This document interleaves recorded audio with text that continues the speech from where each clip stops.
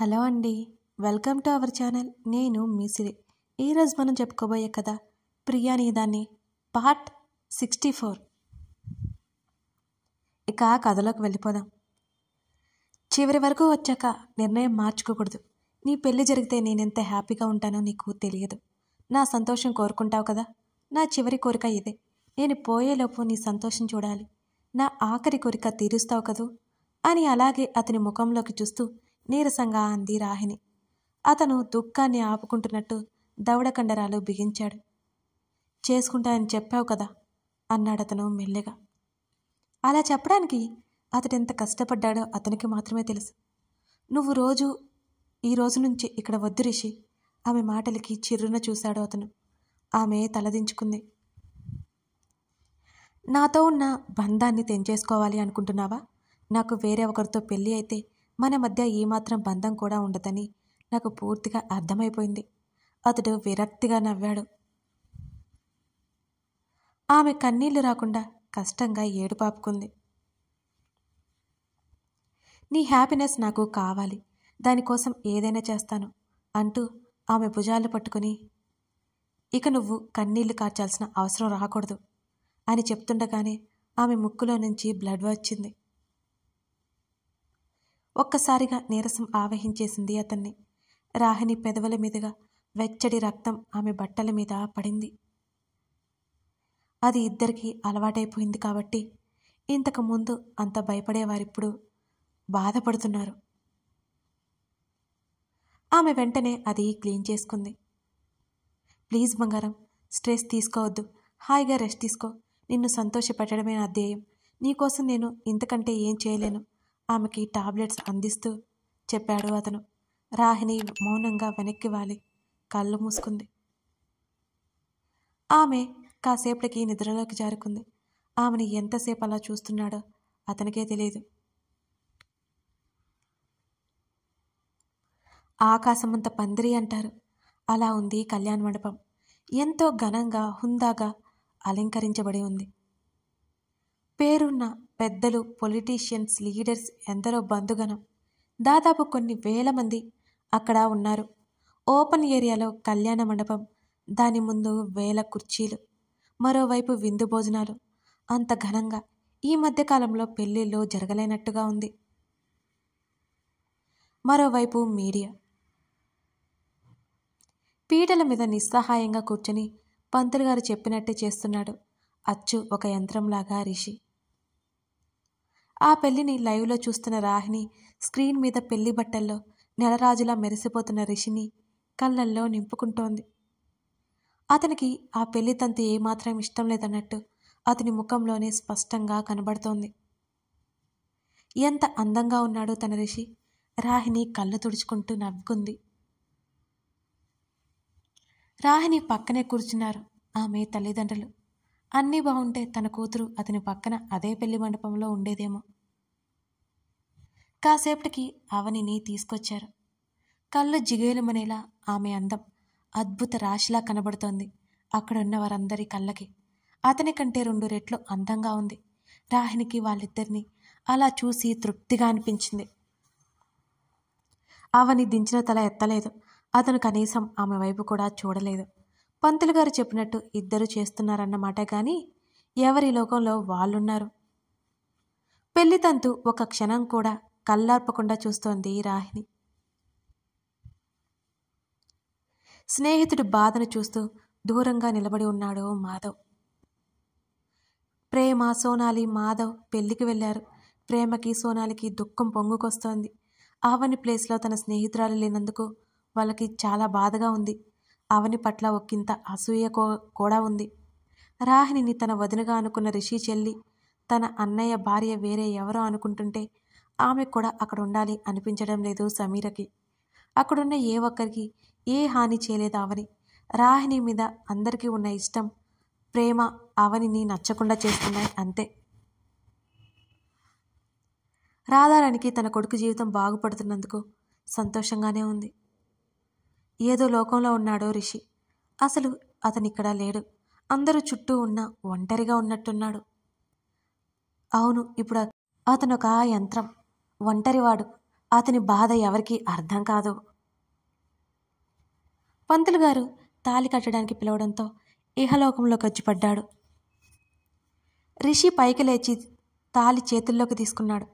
అవని ముఖం భూమిలోకి కూరుకుపోతోంది. ఆమెని చూడాలనే ఆశ అతనిలో ఏమాత్రం లేదు. పచ్చని తాలిబొట్టు అంతకంటే పచ్చని ఆమె మెడలో పడింది. ఆమె కళ్ళల్లో నీళ్లు అతని పాదాల మీద ముత్యాల వర్షంలా అభిషేకిస్తున్నాయి. ఆ స్పర్శకి ఒక్కసారిగా చలించిపోయి ఆమె వైపు చూశాడు రిషి. ఆమె కంగారుగా కళ్ళెత్తి చూసింది అతని వంక. ఎర్రగా కందిపోయి ఉన్న ఆమె ముఖం చూసి ఆమెని ఇంతకుముందు ఎక్కడో చూసినట్టుగా అనిపించింది అతనికి. ఎక్కడ చూశాడో గుర్తొచ్చి అతని కళ్ళు విప్పారాయి. ఆమెని ఎక్కువ క్షణాలు చూడడం ఇష్టం లేదన్నట్టు ముఖం తిప్పుకున్నాడు అతను. ఆ మహాఘట్టాన్ని చూస్తున్న రాహిణి ఒక కంట్లో సంతోషం, మరో కంట్లో కన్నీరు. ఆ పరిస్థితి వినడమే కానీ ఎప్పుడూ తెలియలేదు ఆమెకి. ఇప్పుడు ప్రత్యక్షంగా అనుభవిస్తోంది. ఇక రిషి తన వాడు కాదు. వెంటనే తల్లిని హత్తుకుని తల్లి భుజం దగ్గర ముఖం దాచుకుని వెక్కి వెక్కి ఏడుస్తోంది రాహిణి. ఆమె తల్లిదండ్రులు ఇద్దరి కళ్ళు చెమ్మగిల్లాయి. కూతుర్ని ఓదారుస్తోంది నీరజ. రాహిణి అలాగే తల్లి ఒడిలోనే కళ్ళు మూసుకుని పడుకుందో.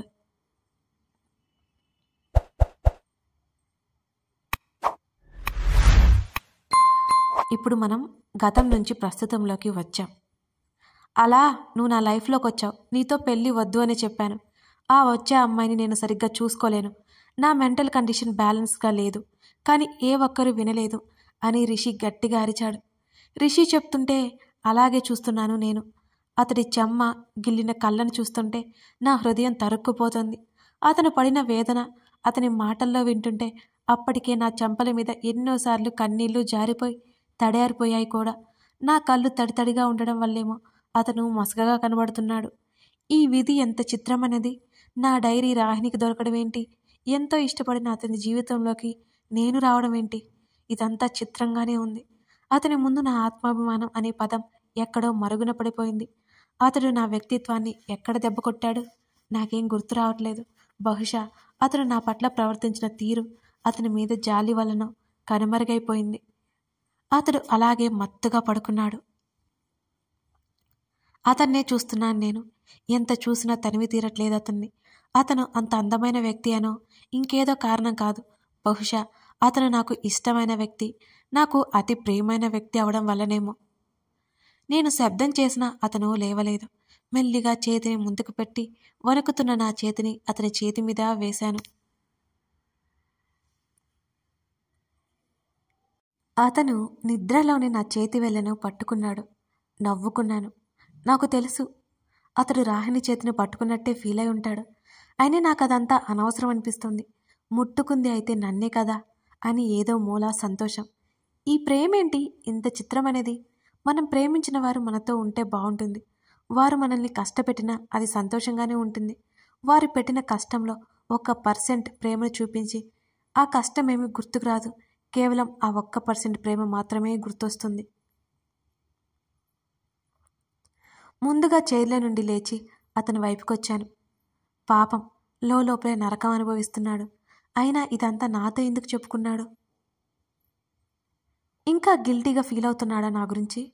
చెప్పుకోవచ్చు కదా నాతో ఇంకా ఇంకా. మెల్లిగా అతని చెంప మీద చేయి వేశాను. అతడు వెంటనే ముఖం పక్కకి తిప్పేసుకున్నాడు. నాకైతే నీ లైఫ్లో ఉండిపోవాలని స్వార్థంగా ఉంది. కానీ ఉండను, ఉండలేను. నీ హ్యాపీనెస్ చూశాక వెళ్ళిపోతాను అంటూ మత్తులో ఉన్న తనతో చెప్పాను నేను. వినలేదు అతను. తర్వాత తన భుజం మీద తట్టాను. రిషి రిషి అతని చెంపల మీద తట్టాను. ఎప్పటికో పలికాడు అతను మెల్లిగా. ఇక్కడ పడుకున్నావేంటి? లే లోపలికి వెళ్దాం అంటూ మరోసారి అతని భుజం తట్టాను. అతడు తల విదిలించుకున్నాడు. వెంటనే వెనక్కి జరిగాను నేను. అతడు లేచి ముందుకు అడుగు వేస్తూ తూలుతున్నట్టు అనిపిస్తుంటే గబుక్కున అతని చేతిని పట్టుకున్నాను. హేయ్ లీవ్ మీ విసుగ్గా అన్నాడు అతను. పడిపోతావు అన్నాను నేను.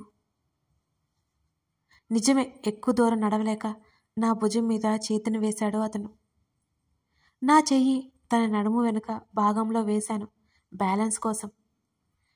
చిచ్చి, ఉట్టి తాగుబోతు. నాకు ఈ తాగే వాళ్ళంటే అసహ్యం. ఏం చేద్దాం, కానీ తప్పట్లేదు అసలు. అతనితో పాటు నడుస్తున్నాను. పక్కనే ఉన్న స్విమ్మింగ్ పూల్ చూస్తుంటే నా గుండె దడదడలాడిపోతుంది. ఒకవేళ నేను అందులో పడినా ఇప్పుడు ఇతను మేల్కొనకపోతే నా పని అవుట్. మెల్లిగా లోపలికైతే తీసుకుని వెళ్ళగలిగాను. కానీ మెట్లు చూసి నాకు నీరసం వచ్చింది. అబ్బా, ఎంత బరువు, నడవచ్చు కదా అంటూ తన భుజం మీద తడుతూ అన్నాను. ఇవాళేంటి ఇతను ఇంత ఇదిగా అయిపోయాడు? అతడు మెల్లిగా మెట్లు ఎక్కుతున్నాడు. అతడు ఎక్కడ పడిపోతాడా అని అతని చేతిని గట్టిగా పట్టుకుని పక్కనే నడుస్తున్నాను. అక్కడక్కడ లైట్ వెలుతురు తప్ప మొత్తం చీకటి. అతడు మెట్లెక్కగానే నా చేతిని విడిపించుకొని మా గదిలోకి వెళ్ళిపోయాడు. అప్పటి వరకు నా శరీరం మీద ఏదో భారం పడ్డట్టు అనిపించి అప్పుడే ఆ భారం తొలగిపోయిన ఫీలింగ్ కలిగింది. రిలాక్స్డ్గా ఊపిరి తీసుకున్నాను. కాసేపటికి గదిలోకి వచ్చాను. షర్ట్లెస్గా ఉన్నాడు అతను. ఆ విశాలమైన ఛాతీ మీద చెంపా నుంచి నిశ్చింతగా పడుకోవాలని ఎన్నిసార్లు అనిపించేదో నాకు. తలుపులు అడ్డం వేసి గదిలోకొచ్చాను. బెడ్ రెస్ట్కి ఆనుకుని కాళ్ళు జాపుకొని అతని పక్కనే కూర్చున్నాను. అతని గురించి అనుమానంతో రాహిని పిల్లలు పుట్టాలని కండిషన్ పెట్టిందేమో. నాకు ఇప్పుడు అర్థమవుతోంది. అదే అయి ఉంటుంది. నన్ను భారీగా చూడలేక సరోగసి ప్రపోజల్ పెట్టాడు. నేను ఒప్పుకోకపోయేసరికి బ్రతిమాలాడు. చివరికి బెదిరించాడు కూడా. ఇవన్నీ ఇంట్లోకి వచ్చిన మొదటి రోజు నాకు తెలిస్తే ఎంత బాగుండేది. అయినా నేను డబ్బు కోసం వచ్చానని ఎలా అనుకున్నాడు? ఓ, చెప్పాడు కదా, ప్రదీప్తో నేను పెళ్లికి ఒప్పుకున్న విషయం తనకు తెలుసు. అంటే నన్ను ఇంతకు ముందే చూసి ఉంటాడు. అందులో సందీప్ గొడవ వల్ల ఇంకా తన దృష్టిలో చీపైపోయాను. ఇప్పుడు పెద్ద చిక్కు వచ్చి పడింది. ఇంకొక 15 రోజుల్లో రిపోర్ట్స్ వస్తాయి. సరోగసి గురించి రాహినికి తెలియకూడదు. తెలిస్తే ఈ కొద్ది రోజులు కూడా తను సంతోషంగా ఉండలేదు. పాపం, జీవితం మీద తను ఎన్ని ఆశలు పెట్టుకుంది. తన క్యారెక్టర్ మీద తనే నింద వేసుకుంది. ఇంత చేసినా అతనికి అసలు విషయం తెలిసిపోయి ఎంత కుమిలిపోయింది. రాహినికి రిషి అంటే ఎంత ప్రేమ. తను ఈ లోకం నుంచి వెళ్ళిపోతుంది అని తెలిసిన ప్రతి క్షణం ఇతని సంతోషమే కోరుతుంది. ఏదో ఒక మిరాకిల్ జరిగినా తను బ్రతికితే ఎంత బాగుండు. రేపు నాకు ప్రెగ్నెన్సీ వచ్చాక రాహినికి ఎలా చెప్పాలి? అసలు తను నమ్ముతుందా? ఇతను మరొక అమ్మాయిని ముట్టుకున్నాడు అంటే ఆమె ఏమాత్రం నమ్మదు. రేపు రాహిని ఇక్కడికి వస్తుంది. ఇద్దరూ ఒకటైపోయినట్టు శాంతమ్మ చెప్పినంత మాత్రాన తను నమ్ముతుందా? గాలికి కిటికీ కట్టన్లు ఊగుతూ కిటికీ రెక్కలు శబ్దం చేస్తుంటే వెళ్ళి కిటికీలు బాల్కనీ డోరు మూసి వచ్చాను. రిషికి దుప్పటి కప్పి అతని పక్కనే కాస్త దూరంలో పడుకున్నాను. అతన్నే చూస్తున్నాను. నిద్ర వస్తే కదా నాకు అసలు. ఏసీ గాలికి రిషికి నుదురు మీద పడిన జుట్టు అలా అలా కదులుతోంది. చేతిని ముందుకు పెట్టి అతని జుట్టు వెనక్కి తోశాడు. గాఢంగా ఊపిరి పీల్చుకుంటున్నాడు. నిజ జీవితంలో నిద్రలో కూడా కలతే.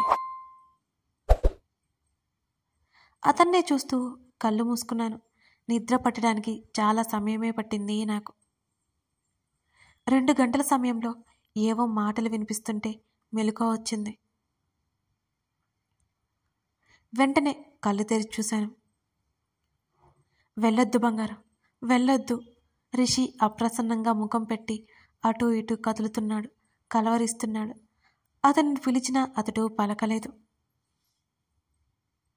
నేనిక్కడే ఉన్నాను, ఎట్టకేలకు మెల్లిగా చెప్పాను అతని వేదన చూసి. అతడు క్షణపాఠం సైలెంట్ అయ్యి మళ్ళీ అదే కలవరింత. వెంటనే కాస్త దగ్గరగా జరిగి అతని చేతిని పట్టుకున్నాను నేను. నన్ను దగ్గరికి లాక్కున్నాడు.